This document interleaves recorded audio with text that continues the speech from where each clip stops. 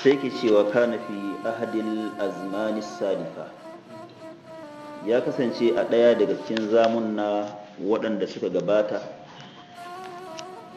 malikan wa wazirahu, akwai wani sarki da wazirin shi ya tajawwala fil mamlaka, wanda suna yawo a cikin masarauta. wa indama wasala ila ahadil ajza fi tariq, lokacin da suka sadu da ɗaya daga cikin tsoffi akan hanya, daral hadithu tali, sai zancen da zai zo nan gaba ya gudana tsakanin sarkin da wannan dattijon ko tsoho, bainal maliki war rajul ajuz, tsakanin sarkin da wannan mutumin tsoho. Al-malik, sarkin ya ce assalamu alaikum ya abi, sai shi tsohon ya ce wa alaikum kama zakartum wa rahmatullahi wa barakatuh. Sai sarkin ya ce masu wa kaifa halul ithnain, yaya halin biyu. Al'ajuz, tsohon sai ya ce laqad asbahu thalatha, an wayi gari sun zama guda uku. Sai dattijan ko kwance sarkin sai ya ce kaifa halul qawi, yaya halin mai ƙarfi. Sai tsohon ya ce laqad asbaha ba'ifan, an waye gari ya zama mai rauni.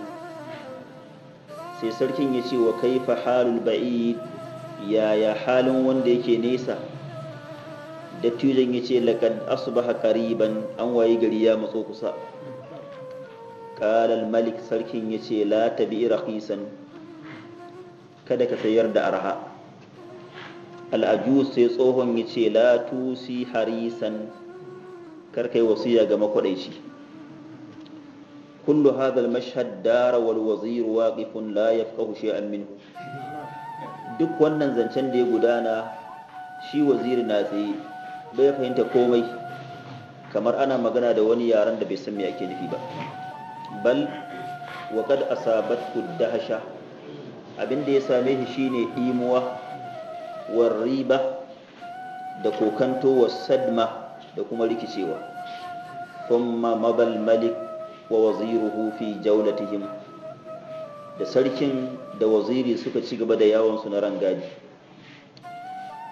wa indama adla malik ila qasrihi, lokacin da sarki ya dawo fada shi, sara al waziru ila baitir rajul al ajuz, sai wazirin ya koma gidan wancan mutumin tsoho, li yastasfira anil ladhi hadatha amamahu fi dhalika an-nahar, don ya nemi bayani, ya nemi haske, wani irin zance mai kama da zaurance da ya faru tsakanin shi da sarki me yake nufi.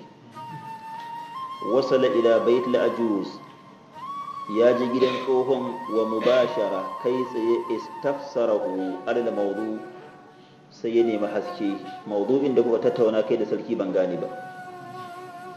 walakin al-ajuz, sai dai tsohon talaba mablagan min al-mal, yace ba zai yi bayani ba sai an bashi kuɗi. فأعطاه الوزير 1000 درهم, وزير سيباشي درهمي 1000. فقال له الأجوز, سيصوهن يشيمس أما الاثنين فهما الرجلين, أما قدا بيو دا أكشي أنواي قلي سنزم أكو سوني كفافو قدا بيو, وأصبحوا 3 مع الأصح, سنزم قدا أكو إنك هذا دا سنده, بمن تفير باتا يواسي أنسان يسندر. وفي السؤال الثاني, أتنبايا تبيو da waziri ya tambaya, talabal ajuzu ba'ifai al-mablag al-awwal, sai an bashi linkin abin da aka bashi na farko. fa dahu alfayn, sai bashi dirhami 2000. fa qala sai masfa amma al-qawi, amma abin da yake da karfi, fa huwa as-sam'u, shine ji, wa qad asbaha ba'ifa, yanzu an waye gari rauni yake da akwai, da yana ji sosai amma yanzu baya ji sosai. طيب ثم هو أصبح ضعيفا ثم طلب ضعيفي المبلغ الذي قبله, sannan da ya nemi tambaya ta gaba a bashi ansa ta, sai ya nemi linkin abin da ya bashi. fa bahul waziru 4000, sai ya bashi dirhami 4000. fa kale yace masfa ammal ba'id, amma mani sa shi fa huwa nazar, shine gani. wa kad asbaha nazari qariban, yanzu gani na zama a kusa, da akwai dogon haske yana ganin nesa, amma yanzu bai yiwa sai an matso kusa.